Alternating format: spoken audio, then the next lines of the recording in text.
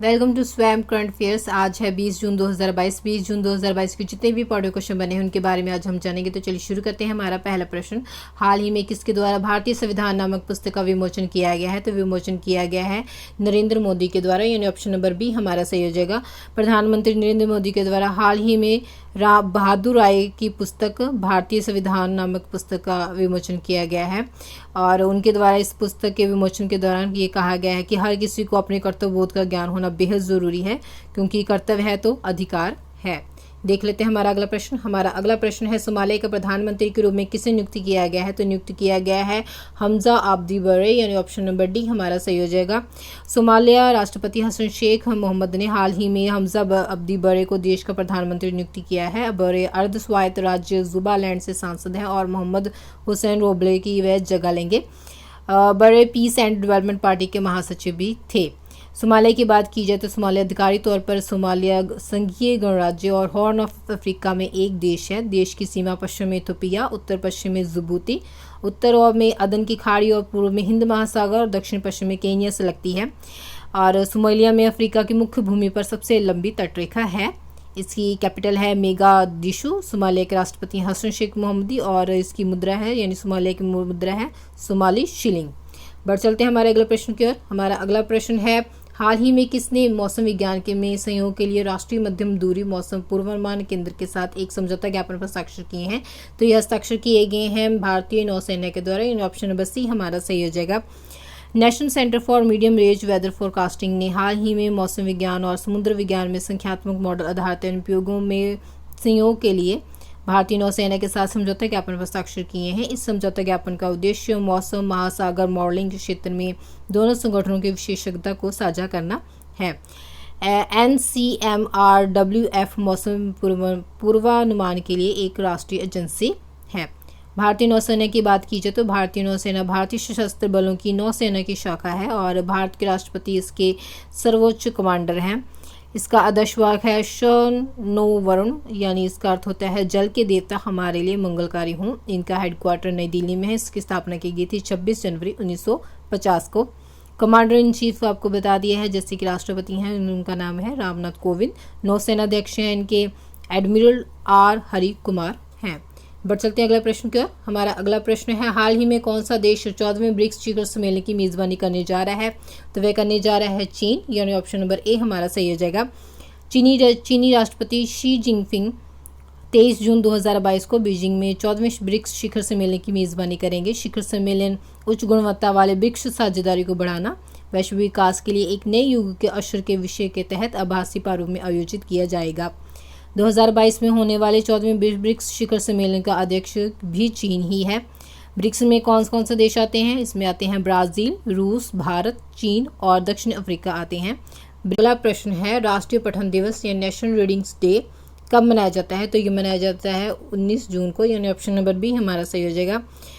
ये दिन केरल के पुस्तकालय और साक्षरता आंदोलन के जनक माने जाने वाले PN पनिकर के सम्मान के रूप में मनाया जाता है। ये महीने भर चलने वाले डिजिटल रीडिंग समारोह की शुरुआत का भी प्रतीक है।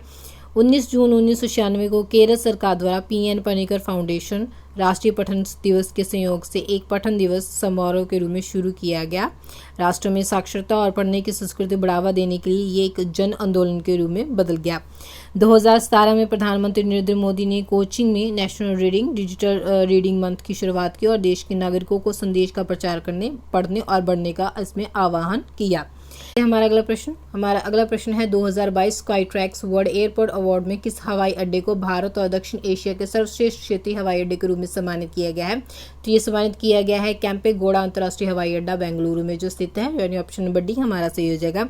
बेंगलुरु के कैंपेगौड़ा अंतर्राष्ट्रीय हवाई अड्डे ने 2022 में sky tracks world airport awards में भारत और दक्षिण एशिया में सर्वश्रेष्ठ क्षेत्रीय हवाई अड्डे का खिताब जीता है। ये पुरस्कार वैश्विक स्तर पर किए गए एक सर्वेक्षण के ग्राहकों की प्रतिक्रिया पर आधारित होता है। पुरस्कार समारोह हाल ही में पेरिस में आयोजित किया गया था। बेंगलुरु एयरपोर्ट ने मार्च 2022 में विंग्स इंडिया अवार्ड्स में बेस्ट एयरपोर्ट का अवार्ड भी जीता था। देख लेते हैं हमारा अगला प्रश्न है, हाल ही में भारत और किस देश के बीच संयुक्त सलाहकार आयोग यानी JCC का 7वां दौर आयोजित किया गया है? तो ये आयोजित किया गया है बांग्लादेश के साथ, यानी ऑप्शन नंबर सी हमारा सही हो जाएगा। भारत और बांग्लादेश के बीच संयुक्त सलाहकार आयोग JCC का 7वां दौर हाल ही में नई दिल्ली में आयोजित किया गया। बैठक की सह अध्यक्षता विदेश मंत्री डॉक्टर एस जयशंकर और बांग्लादेश के विदेश मंत्री AK अब्दुल मेमून ने की थी। कोविड-19 महामारी के बाद ये पहली JCC बैठक थी और बांग्लादेश के विदेश मंत्री श्री मोमेन हाल ही में 3 दिवसीय अधिकारित यात्रा पर भारत पहुंचे हैं और JCC का पिछला संस्करण हाल ही में पिछले साल 2020 में आयोजित किया गया था। संयुक्त सलाहकार आयोग ने कोविड-19 के मद्देनजर सीमा प्रबंधन, सुरक्षा, व्यापार, निवेश, कनेक्टिविटी, ऊर्जा, जल संसाधन, विकास, साझेदारी आदि के पहलुओं की समीक्षा इसमें की गई है। बांग्लादेश की बात की जाए तो बांग्लादेश भारत के पूर्व में बंगाल की खाड़ी पर स्थित एक दक्षिणी एशियाई देश है जो कि हरे भरे हरियाली और कई जलमार्गों द्वारा चिन्हित है। इसकी राजधानी यानी कैपिटल है ढाका। मुद्रा है बांग्लादेशी टका। अध्यक्ष हैं अब्दुल हमीदी यानी अध्यक्ष का मतलब प्रेसिडेंट हैं अब्दुल हमीदी और प्रधानमंत्री हैं शेख हसीना।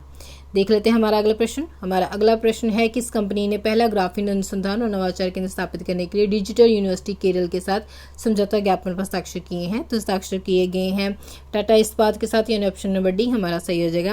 उन्होंने हाल ही में केरल के साथ समझौता ज्ञापन पर हस्ताक्षर किए गए हैं। ग्राफीन के लिए इंडिया इनोवेशन सेंटर ग्राफीन और 2D समग्री पारिस्थितिकी तंत्र के क्षेत्र में अनुसंधान, विकास, उत्पाद, नवाचार और क्षमता निर्माण में कई गतिविधियों का कार्य इसमें किया जाएगा।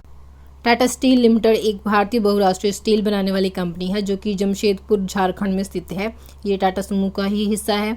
इसके CEO हैं टाटा स्टील लिमिटेड के CEO हैं TV नरेंद्रम और स्थापित किया गया था इसको 25 अगस्त 1907 को जमशेदपुर में। संस्थापक थे जमशेदजी टाटा और इसका हेडक्वार्टर है मुंबई में। हम देख लेते हैं हमारा अगला प्रश्न। हमारा अगला प्रश्न है नीरज चोपड़ा ने फिनलैंड में 2022 के क्रोटेन खेलों में कौन सा पदक जीता है? तो इनके द्वारा पदक जीता गया है स्वर्ण का, यानी ऑप्शन नंबर ए हमारा सही हो जाएगा।